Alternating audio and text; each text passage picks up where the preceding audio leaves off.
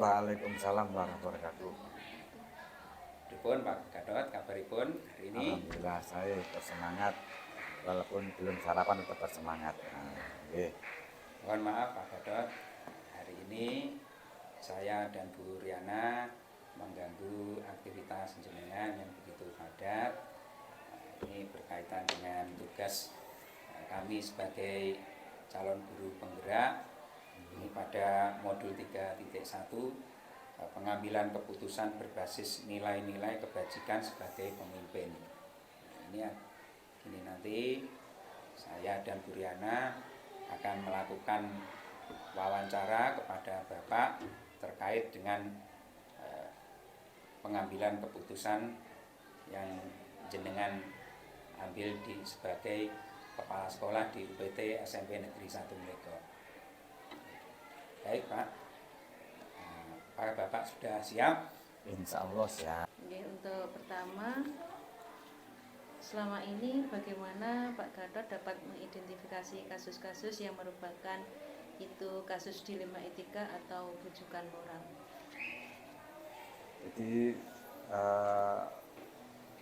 kasus yang ada di sekolah terkait dengan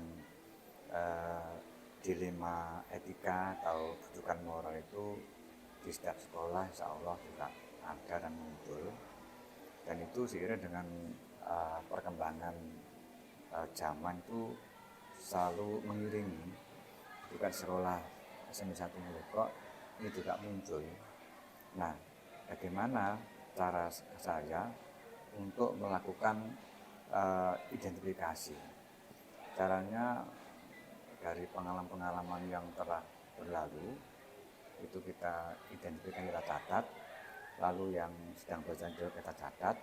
Itulah cara saya untuk melakukan identifikasi terkait dengan hal-hal yang berhubungan dengan dilema etika atau rujukan moral. Nah, gitu. Terima kasih Pak Gatot. Selama ini bagaimana Bapak menjalankan pengambilan keputusan di sekolah Bapak, terutama untuk kasus-kasus di mana ada dua kepentingan yang sama-sama benar atau sama-sama mengandung nilai kebajikan? Ya. Jadi jangan lupa bahwa dalam konteks pembelajaran ataupun pendidikan sekolah secara menyeluruh itu mesti banyak hal-hal, banyak masalah yang muncul. Itu apakah itu muncul secara tiba-tiba atau sebenarnya sudah muncul dari awal tapi kita tidak bisa melihat itu, tidak terdeteksi karena memang kita mungkin perlu pendapat lebih lanjut.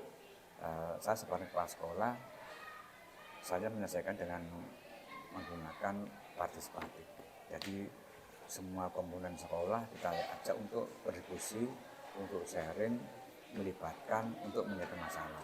Pertanyaan selanjutnya nih Pak, langkah-langkah atau prosedur seperti apa yang biasa Bapak lakukan selama ini? Jadi langkah-langkah yang kita ambil, saya secara berkala ada rapat terkait. Kalau SOP-nya yang jelas ya, SOP-nya itu masalah yang diperoleh oleh yang diketahui oleh Bapak Ibu wali kelas diselesaikan oleh wali kelas dulu. Namun masalah itu dan penyelesaiannya dikomunikasi dengan BK. Bapak Ibu guru yang mengampu di BK itu agar BK pun juga memantau, melihat.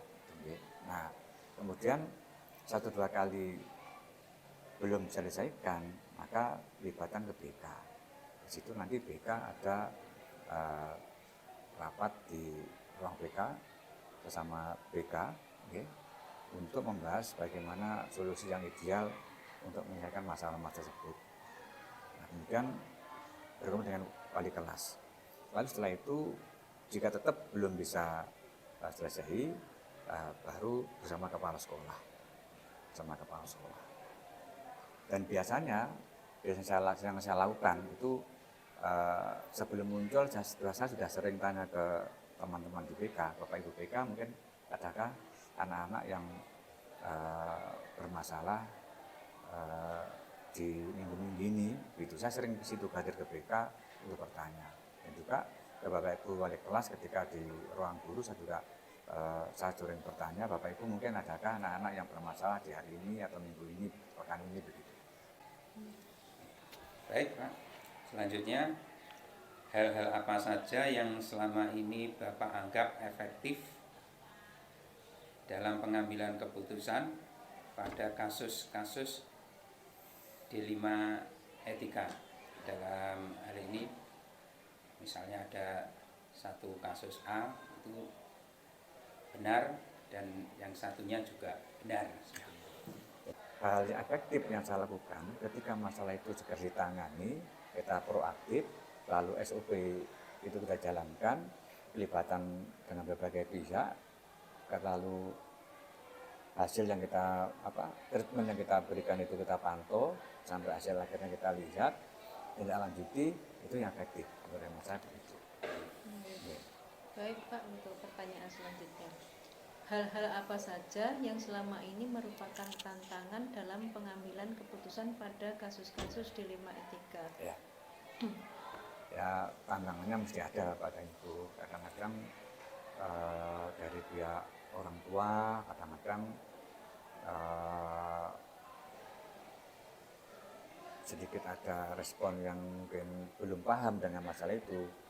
Contoh, ketika orang tua diundang, ada siswa yang punya masalah dengan dilema etika.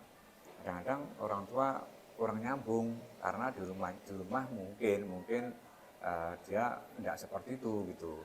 Nah, akhirnya kita jelaskan dengan catatan yang dilakukan oleh wali kelas, kemudian oleh BK, kemudian kita libatkan anak siswa putranya untuk saling berdiskusi. Baru orang tua memahami gitu. Jadi masalahnya, tantangannya ada di belumnya pihak-pihak itu memahami masalah itu secara menyeluruh, secara utuh. Itu yang. Selanjutnya, apakah Bapak memiliki sebuah tata kala atau jadwal tertentu dalam sebuah penyelesaian kasus dilema etika? Apakah Bapak langsung menyelesaikan di tempat atau memiliki sebuah jadwal untuk menyelesaikan bentuk atau prosedur seperti apa yang Bapak jalankan? Jadi karena sekolah ini berdinamika, maka segala sesuatu penyelesaian masalah, apakah itu masalah-masalah yang tidak terkait dengan dilema etika maupun bujukan moral itu, kita mesti harus betul-betul menggunakan sistem yang kita bangun. Sistem yang kita bangun, kenapa? Dengan sistem yang kita bangun, itu nanti yakin hasilnya akan memuaskan, akan baik. Karena pada situ sudah direncanakan. Jadi segala sesuatu yang muncul itu sudah ada by design, dirancang dan itu terkonstruksi, terpantau, ya. Kemudian pelibatannya berbagai pihak itu optimal dan nanti ada pengamatan, lalu ada refleksinya, kemudian terakhir ada tindak lanjutnya. Sehingga permasalahan yang muncul itu biasanya secara utuh, tidak sepotong-sepotong. Nah, kenapa tidak diselesaikan di tempat? Karena penyelesaian di tempat itu ada baik ada tidaknya. Tapi kalau menurut hemat saya perlu ada cara, ada sistem yang kita bangun, ada standar operator yang kita tetapkan di sekolah, sehingga betul-betul Bapak Ibu guru yang mengampu di bidang itu ikut memahami dan berjuga dengan baik sebaik-baiknya, dan masalah itu tuntas diselesaikan dan terpantau. Terima kasih Pak. Berikutnya, adakah seseorang atau faktor-faktor apa yang selama ini mempermudah atau membantu Bapak dalam pengambilan keputusan dalam kasus-kasus dilema etika? Ya, jadi yang mempermudah itu adalah Bapak Ibu guru dalam menyelesaikan berbagai hal terkait dengan dilema etika maupun bujukan moral semuanya memahami perannya. Nah, ketika Bapak itu memahami perannya, melaksanakan peran dengan sebaik-baiknya, itulah sejatinya membantu kepala sekolah untuk menyelesaikan terkait dengan dilema etika ataupun tujuan moral. Bapak, ini pertanyaan terakhir dari kami. Dari semua hal yang telah disampaikan, pembelajaran apa yang dapat Bapak petik dari pengalaman Bapak mengambil keputusan dilema etika? Ya, jadi pembelajaran apa yang kita peroleh ketika masalah itu secara dini kita lihat, kita cermati, dan semua Bapak Ibu guru, apakah guru TK, wali kelas atau pemberi materi di ruang guru maupun bahkan tata usaha dan juga kepala sekolah, warga orang tua, ketika muncul masalah tidak boleh dibiarkan. Jadi masalah itu segera diselesaikan. Terima kasih Pak Gatot atas waktunya. Mohon maaf kalau mengganggu aktivitas Bapak pagi ini.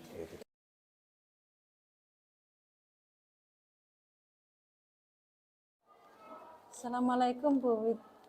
Waalaikumsalam Bu Riana. Perkenalkan Bu Wit, saya Riana Indah Wahyuningsih, CGP Angkatan 9 dari UPT SMP Negeri 1 Legok, Kabupaten Blitar. Mohon waktunya, bisa nggak Bu Wit? Siap. Terima kasih Bu Riana. Perkenalkan, saya Widayati SPD selaku Kepala UPT SMP Negeri 3 Sutojayan Kabupaten Blitar. Dalam kesempatan ini saya bertemu dengan Ibu Riana Indah selaku CGP Angkatan 9 yang akan melaksanakan tugas di modul 3.1. Nanti ada beberapa pertanyaan yang saya ajukan. Bu Wit silahkan memberikan tanggapan atau pendapatnya. Siap. Pertama Bu Wit, selama ini bagaimana Bu Wit dapat mengidentifikasi kasus-kasus yang merupakan dilema etika atau bujukan moral? Terima kasih Bu Riana atas pertanyaannya. Kebetulan saya juga alumni dari Guru Penggerak Angkatan 4 Kabupaten Blitar, dan dalam memahami kasus apakah itu dilema etika atau bujukan moral, langkah pertama yang saya lakukan adalah mengidentifikasi apakah kasus itu kalau yang dilema etika itu kecenderungannya benar versus benar, kalau yang bujukan moral itu ya benar versus salah. Jadi saya lakukan identifikasi dulu, kasus itu termasuk dilema etika atau bujukan moral. Saya kira itu Bu Diana. Terima kasih. Pertanyaan berikutnya ya Bu. Selama ini bagaimanakah Ibu menjalankan pengambilan keputusan di sekolah Ibu, terutama untuk kasus-kasus di mana ada dua kepentingan yang sama-sama benar atau sama-sama mengandung nilai kebajikan? Terima kasih. Kebetulan pada saat saya mendapat pendidikan di BGP ya, Guru Penggerak itu ada 9 langkah yang bisa kita ambil untuk pengambilan keputusan apabila kita ada pada permasalahan atau kasus dilema etika, di mana 9 langkah itu kita cermati satu-satu, dan kasus itu memenuhi enggak syarat dari 9 langkah itu. Misalkan uji legalnya bagaimana, kemudian terhadap institusinya bagaimana, pengaruh terhadap warga sekolahnya bagaimana, atau bahkan sampai nanti imbasnya ke masyarakat. Nah, biasanya saya selalu mengimplementasikan ilmu yang saya peroleh di BGP untuk mengikuti 9 langkah itu. Nah, pada akhirnya nanti bagaimana keputusan itu diambil, itu kan kalau sampai pada munculnya trilema atau opsi ketiga yang harus saya ambil. Saya kira itu Bu. Jadi saya selalu menggunakan 9 langkah dalam pengambilan keputusan itu untuk menetapkan keputusan apa yang saya ambil. Ke pertanyaan berikutnya lagi Bu. Langkah-langkah atau prosedur seperti apa yang biasa Ibu lakukan selama ini? Ya, itu tadi, kembali lagi ke 9 langkah itu tadi. Ya, karena menurut saya selama ini ilmu yang saya peroleh di BGP saya implementasikan dengan menggunakan 9 langkah itu mampu meminimalisir efek negatif lah yang tidak kita harapkan dari keputusan yang kita buat. Jadi dengan 9 langkah itu meminimalisir efek negatif, tetapi bisa memaksimalkan efek positif dari keputusan yang kita ambil. Jadi alhamdulillah saya mendapatkan pendidikan di Guru Penggerak yang itu bisa saya jadikan bekal pada saat saya mengemban tugas sebagai pemimpin pembelajaran di UPT SMP Negeri 3 Sutojayan. Berikutnya Bu, Hal-hal apa saja yang selama ini Ibu anggap efektif dalam pengambilan keputusan pada kasus-kasus dilema etika? Iya, terima kasih Bu Riana, pertanyaannya sangat bagus. Jadi banyak faktor sih sebenarnya yang mempengaruhi untuk pengambilan keputusan itu. Tapi dengan melakukan 9 langkah dan selalu saya mengedepankan itu berkoordinasi dan berkolaborasi Bu. Jadi kalau memang ada waktu dan itu diperlukan akan saya lakukan karena untuk menggali informasi fakta-fakta itu sangat penting dalam mendasari pengambilan suatu keputusan. Berikutnya lagi Bu, hal-hal apa saja yang selama ini merupakan tantangan dalam pengambilan keputusan pada kasus-kasus dilema etika Bu? Oke, terima kasih. Jadi hal-hal yang menurut saya gini, ada kasus-kasus yang sifatnya itu urgensi, mendesak, kan gitu. Di mana saya harus memberikan suatu keputusan dan itu merupakan kasus dilema etika. Tetapi saya selaku pemimpin pembelajaran tidak boleh mengelak artinya atau menunda keputusan saya karena sifatnya kan situasional dan kondisional, sangat dibutuhkan untuk saat itu. Nah, hal-hal yang saya sering kali menghambat itu menurut saya adalah apabila saya membutuhkan fakta-fakta yang atau istilahnya informasi yang mendukung pengambilan keputusan saya itu. Waktulah yang menurut saya itu menjadi hambatan. Tapi kalau mencari sumber itu saya kira bukan suatu hambatan bagi saya. Jadi ada apakah kasus itu urgent atau tidak itu yang menjadi skala prioritas dulu. Kemudian yang selama ini saya rasakan ya hanya waktu sih. Kalau tidak urgent butuh pemikiran yang lebih banyak, butuh istilah fakta yang lebih banyak, informasi yang lebih banyak, itu ya saya menjadi kendala buat saya. Berikutnya lagi Bu, apakah Ibu memiliki sebuah tata kala atau jadwal tertentu dalam sebuah penyelesaian kasus dilema etika? Apakah Ibu langsung menyelesaikannya di tempat atau memiliki sebuah jadwal untuk menyelesaikannya? Bentuk atau prosedur seperti apa yang Ibu jalankan? Iya, terima kasih. Jadi kembali lagi saya kira gini, tata kala untuk suatu keputusan itu kadang juga tidak berlaku di saat dibutuhkan suatu keputusan yang mendesak. Jadi saya kira untuk pengambilan keputusan kasus-kasus dilema etika itu ya tergantung dari situasi dan kondisi. Dari situ nanti kita bisa membuat skala prioritas mana yang harus didahulukan. Jadi kalau saya selama ini pengalaman saya itu saya tidak punya jadwal-jadwal tertentu gitu ya berkaitan dengan pengambilan keputusan untuk kasus-kasus dilema etika. Itu berita. Oke. Terima kasih Bu. Berikutnya ada 2 pertanyaan lagi Bu. Adakah seseorang atau faktor apa yang selama ini mempermudah atau membantu Ibu dalam pengambilan keputusan dalam kasus-kasus dilema etika? Ya, terima kasih. Jadi sekali lagi menurut saya pengalaman yang saya dapatkan pengambilan keputusan itu kalau di sekolah itu kita harus bisa berkoordinasi dengan baik, berkomunikasi dengan baik, dan berkolaborasi dengan baik. Siapa itu yang terlibat dalam kasus itu? Kan nih, ada kan? Siapa saja yang terlibat pada kasus itu? Nah, itu kita harus menjalin komunikasi yang pertama. Kemudian berkoordinasi dan berkolaborasi sehingga kembali lagi ke inti utamanya diharapkan keputusan yang kita ambil itu bisa minimal efek negatifnya tetapi bisa membawa dampak yang positif bagi keseluruhan. Saya kira itu Bu. Oke. Dan terakhir Bu ini, dari semua hal yang telah disampaikan, pelajaran apa yang Ibu petik dari pengalaman Ibu mengambil keputusan dilema etika Bu? Ya, terima kasih. Jadi gini, sebenarnya menurut saya dalam pengambilan keputusan dilema etika itu tidak ada sesuatu yang sulit. Yang kembali lagi monggo untuk bisa dicermati dari 9 langkah itu, diikuti kan gitu. Dari item-item yang ada di 9 langkah. Kemudian kita jalin kalau memang itu harus urgensi ya kita lakukan urgensi kan gitu. Kemudian kita tetap menerapkan meminimalisir efek negatif dari keputusan kita dan bisa membiaskan efek yang positif lebih banyak. Nah, kalau pembelajaran yang bisa saya ambil dari kasus-kasus ini adalah kita sebagai seorang pemimpin pembelajaran dalam pengambilan keputusan itu harus memperhatikan faktor intrinsik maupun ekstrinsik. Nah, jadi internalnya bagaimana, eksternalnya bagaimana, kemudian mengikuti 9 langkah yang sudah ada. Saya sangat beruntung sekali bisa mengikuti pendidikan guru penggerak yang kemudian bisa saya implementasikan pada saat saya mendapatkan tugas tambahan sebagai kepala sekolah. Terima kasih Bu Wit atas waktunya. Setelah mendengar penjelasan dari Bu Wit tadi, saya bisa memahami lah bagaimana nanti cara pengambilan keputusan berbasis nilai-nilai kebajikan sebagai pemimpin. Insya Allah nanti yang sudah saya dapat dari panjenengan, saya terapkan di kelas saya atau di sekolah saya. Terima kasih sekali lagi Bu Wit, mohon maaf atas mengganggu waktu panjenengan. Sukses untuk panjenengan, sehat selalu untuk panjenengan. Oke, terima kasih.